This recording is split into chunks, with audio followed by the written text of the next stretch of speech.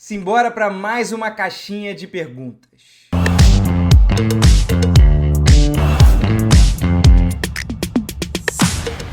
Fala, rapaziada, segunda semana abrindo caixinha de perguntas na outra rede social lá no Instagram, e aí eu pedi, né, vou abrir ou domingo de noite ou segunda de manhã, vocês mandarem perguntas, eu seleciono 10, podem ser as 10 melhores ou piores, enfim, muita gente manda também pergunta parecida, e aí a gente responde aqui, vira um quadro, né, vai que cola, então ajuda aí, né, compartilhando, se inscrevendo no canal, curtindo e também comentando, é importante, eu quero saber a sua opinião sobre as baboseiras que eu vou falar aqui, sempre contando com a participação de vocês, é claro. Simbora primeiro aqui do Caio Veder. Bolão, quem será o primeiro treinador demitido do Brasileirão? Ele não estava dormindo, né?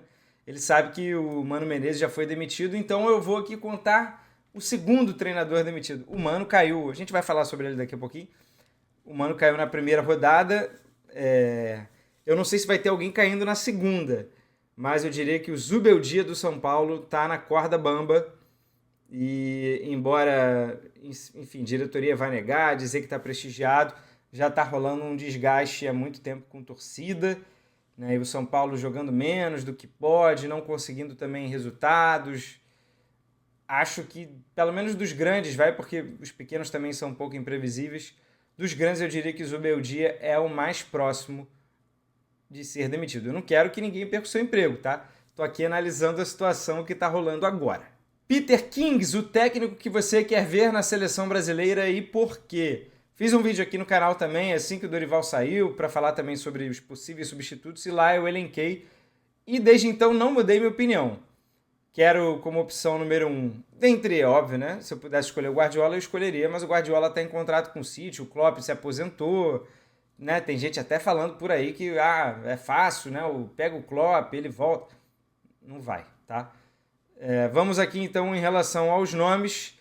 Temos o Carlo Ancelotti, Jorge Jesus. Para mim, esses seriam os meus dois prediletos. Também não sei se o José Mourinho sairia tão facilmente, mas ele também pertence à primeira prateleira. E depois, em caso de negativa desses três nomes estrangeiros, eu iria para o Felipe Luiz, nome brasileiro. Sei que já tem gente aí fazendo campanha contra estrangeiros, é sempre, né, uma defesa, reserva de mercado, mas a verdade é que o Brasil hoje não está na primeira prateleira de treinadores.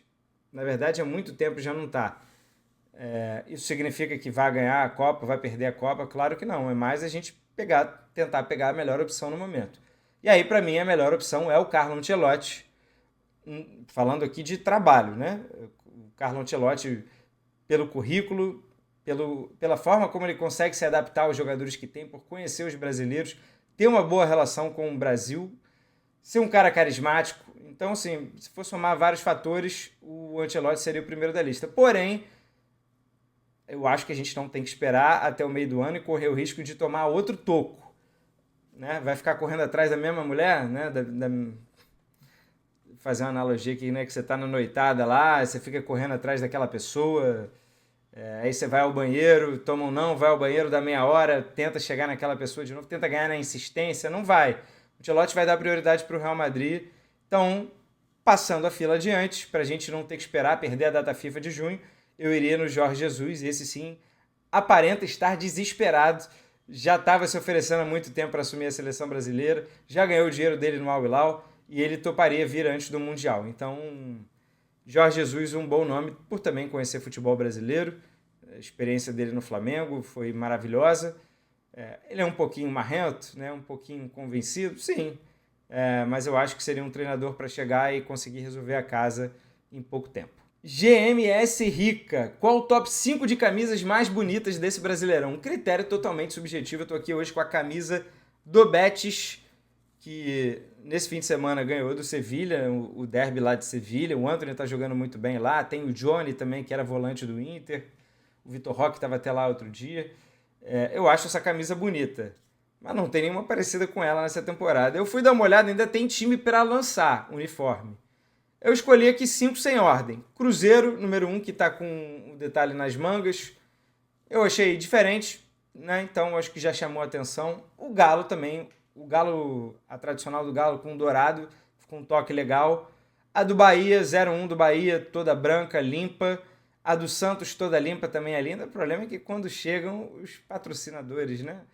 Eu sei que é muito importante ter o apoio, os patrocínios pagam uma nota para estar ali, mas para falar de estética, de beleza, a camisa sem o patrocínio tende a ser mais bonita. Então, principalmente as brancas, quando começam a encher patrocínio, já não boto ali nesse top 5. Mas Bahia e Santos com as camisas lisas, né? Tô dentro. E a do Corinthians, número 2, que ainda será lançada, mas eu já vi por aí rumor na internet, que é uma homenagem à do Mundial de Clubes, toda preta com a barra da manga branca, bonita. E é claro, não posso deixar de citar a camisa do Fluminense. Ficou um esculacho, mas aí vocês vão falar que é clubismo, já deixei por último, já citei 5. Mas a do Fluminense, número 1 desse ano, ficou um esculacho, super tradicional, gola, as listras bem definidas, né, numa grossura esteticamente, eu acho que combinou tudo ali. Então a camisa do Fluminense ficou linda. Citei 6, vai, mas a top 5 aí vocês já sabem. Rafa Amado, saiu do Thiago. Vocês escreveram isso, queimaram a largada, né? Não esperaram o programa. O Thiago hoje recebeu um convidado e eu participei na sequência. E a gente falou sim da rodada, falou diversos temas, acompanhe lá. Thiago, que por sinal voltou das férias, né? Eu até fiz a brincadeira do INSS. Fiquei muito tempo fora, as lives ficaram fora, desde... Eu lembro que foi no pós-eliminação do Corinthians, pós-jogo de ida do Fla-Flu do Carioca. O Thiago ficou 2 semanas fora, mas agora já abram ali o canal de lives, vejam o calendário, já tá bonitinho, vai ter live essa semana, quinta e sexta, semana que vem segunda, quinta e sexta, depois na outra segunda. Fiquem tranquilos, tá? O Thiago voltou e voltou com tudo agora. O Thiago também vai trabalhar fazendo Sul-Americana, Champions lá no SBT. E agora é que o futebol de verdade começa. Também tem isso, né? PH Mendes 08. Ainda dá pra brigar pela Copa de 26 ou é hora de pensar em 2030? Que é isso? Que pessimismo é esse? Nem parece que o Brasil está vindo do seu pior ciclo desde que eu me entendo por gente. Fiz até vídeo sobre isso, né? Acompanhe, né? Pode clicar aqui, você acompanha. Porque tem número, eu trouxe números bem interessantes, mas isso não significa nada. Também é um dos argumentos lá do vídeo. Copa do Mundo é um torneio de tiro curto, que as coisas podem dar certo. Sim, se você ajustar um pouquinho o time antes, os craques decidirem, você ter sorte no sorteio, no cruzamento, tudo isso pode acontecer e o Brasil pode chegar longe, eventualmente pode ganhar ainda a Copa. Não parece provável. Hoje, menos ainda. Mas pode acontecer. Então não tem como descartar 26 e não sei nem como seria benéfico se preparar para 2030, vai botar um time cheio de moleque só para dar rodagem e aí é eliminado de cara. Não sei, acho que a gente vai jogar a Vera, tem que jogar a Vera e tem chances. Também defendo que o Brasil é sempre top 5 em Copas. Pela camisa, pelos jogadores que tem, todo mundo respeita a seleção brasileira. Provavelmente a gente vai ser o 5º? Vai, mas tem chance. Ricardo Nogueira Personal, que por sinal é o meu personal, um abraço para ele. Concorda com a demissão do Mano? Quais possíveis treinadores para assumir? Muita gente fez perguntas sobre Fluminense, Mano Menezes. Vou tentar colocar tudo aqui no mesmo bolo. Demissão do Mano, super acertada, talvez até um pouco atrasada.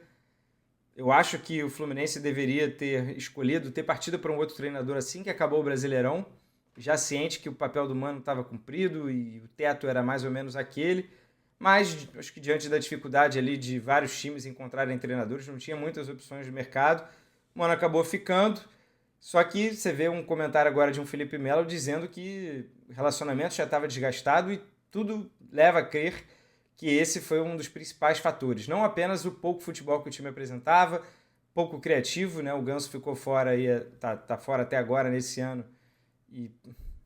né, o que é a criatividade do time, né, dependendo demais do Aras fazer qualquer coisa, né, mesmo assim o Aras não é exatamente um jogador de abrir defesa, ele abre defesa de outras maneiras, mas é uma característica bem diferente do Ganso, então e não dá nem para dizer que a defesa estava segura. Se eu for pegar as finais contra o Flamengo e agora esse primeiro tempo contra o Fortaleza, basta um time encaixar a pressão na saída de bola que já era a saída de bola do Fluminense, e aí não tem recomposição, não tem nada. Então, acho que foi uma demissão justa do Mano, só que pode piorar, sempre pode piorar. Então, dos nomes especulados, eu gostaria muito do Dorival Júnior, que tá no mercado e fez bons trabalhos em São Paulo e Flamengo. Os últimos 2 trabalhos dele antes de assumir a seleção brasileira.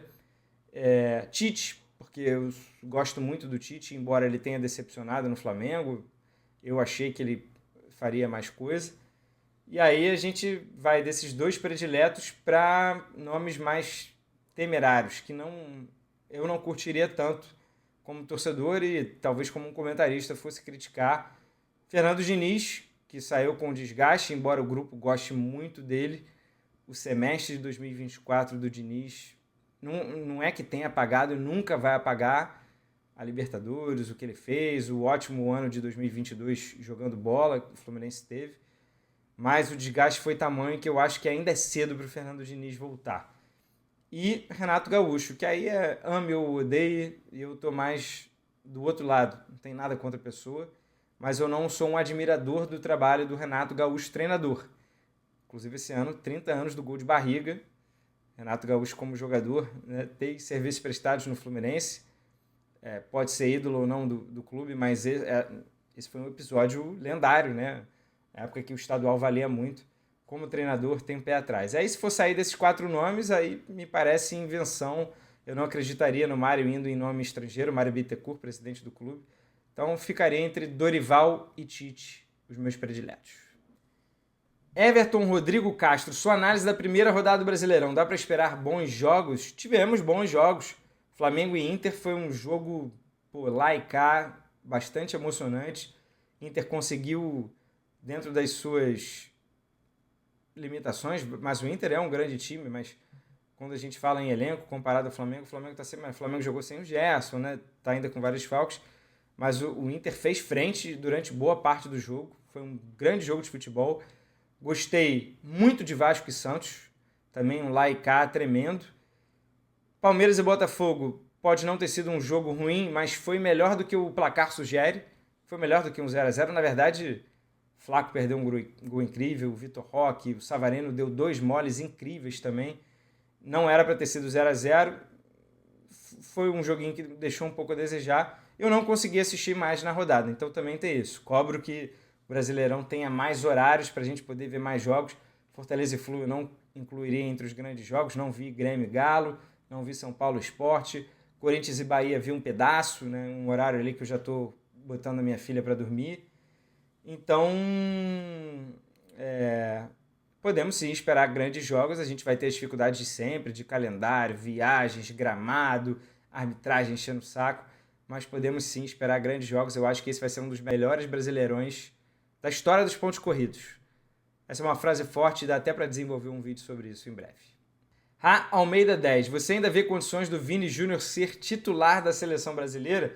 Ninguém tem vaga cativa, pode ter vaga cativa. O Vini precisa jogar bem, no mínimo no Real Madrid, para justificar a sua convocação e titularidade. Se ele deixar de jogar, e deixar de jogar bem, perder posição e tal, isso vai impactar na seleção brasileira.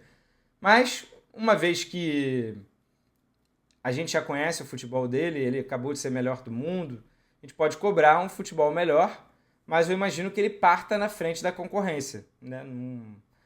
Talvez ele saia alguns metros à frente e quem está atrás dele tem que, né, principalmente jogar bem no seu clube e quando tiver a chance na seleção, aproveitar a oportunidade. Mas hoje eu acho que o Vini é titular da seleção, com a crítica de que precisa jogar mais, de que, né, se continuar jogando mal vai perder a vaga, mas hoje, quando a gente monta a seleção titular ideal, o Vini é titular. Diego Brito 67. Ajudaria muito se o calendário do futebol fosse igual ao europeu? Cara, discussão profunda essa. Eu já acreditava que não, por conta do clima, né? Em hipótese alguma temos que nos igualar, mas talvez fosse benéfico em relação a datas, janelas. Cara, é uma discussão bem complexa. Eu não parei mais assim para analisar, estudar. O lance do clima pega muito, porque eu nos obrigaria a ter jogos em dezembro e janeiro, que é muito quente. Isso a Europa não tem, né? Quando a Europa está muito quente, são em pouquíssimas semanas ali, junho, julho, agosto. A temporada ainda não começou a vera, né? E em alguns países em que é muito frio, um frio extremo, tipo Alemanha, leste europeu, os campeonatos param. Aqui não tem como parar porque a gente tem 500 mil jogos. O dia que resolverem reduzir estadual, beleza, podemos pensar nisso. Que aí daria para fazer uma pausa ali de Natal, Ano Novo, talvez um pedação em dezembro, um pedação em janeiro. Mas, cara, seria sofrível ainda por conta do clima. Então, tendo a achar que teria prós e contras, tem que medir bem nessa balança aí. Essa resposta eu vou ficar devendo, vou ficar um pouco no muro, porém, dei um molho, né? E para fechar a última, Arthur Rocha, mais conhecido também como o meu editor, quem realmente ameaça os brasileiros na Libertadores, começando mais uma edição. Eu assisti a um vídeo, cara, da ESPN gringa, na ESPN Argentina, e eles pediram o top 3 lá dos comentários, todo mundo botando argentino, River, Racing, e aí citavam o Flamengo, citavam o Palmeiras, citavam o Botafogo, mas tudo River, Racing. Eu falei, cara, tô maluco ou o Brasil ganhou as últimas 6 edições da Libertadores? Então o Brasil, mais uma vez, é super favorito, mas reconheço, né? O River chegou na semifinal ano passado, o Racing tem um bom time, ganhou sobrando do Botafogo. Eu diria que são os dois times que podem ameaçar realmente os brasileiros. E são dois times, principalmente o River, que tem muita grana. Se o Marcelo Gallardo tivesse feito um trabalho melhor, o River talvez pudesse ter chegado na final e seria em casa, no Monumental. O River tem muito dinheiro, ele montou a linha de defesa toda da seleção argentina, tem dinheiro para contratar jogadores do meio para frente. Se contratar talvez um pouquinho melhor e o Gallardo voltar a fazer o time jogar bem, acho que o River é candidatíssimo. Fora que, assim, pode ter uma zebra, tipo Peñarol eliminando o Flamengo. Toda edição a gente também, o Bolívar, como também já quase eliminou o Flamengo antes, toda edição a gente está suscetível a isso. É o tipo de coisa que pode acontecer. Mas como são muitos brasileiros jogando, eu diria que pelo menos 2 vão bater semifinal. Pelo menos 2 brasileiros bateram semifinal. E aí vai ficar com River e Racing o trabalho, talvez, de impedir que o Brasil enfileire o seu 7º título de Libertadores. É isso, minha gente. Gostou do vídeo? Não pude responder todas as perguntas. Peço desculpas a você que mandou, mas agradeço já de antemão. Semana que vem tem mais. Canal do Canedo 2.0, vídeo de futebol todos os dias. Curta, compartilhe, se inscreva e comenta aqui embaixo o que você achou do vídeo. Pode sugerir alguma coisa nova também. Valeu, tamo junto, aquele abraço. Tchau, tchau.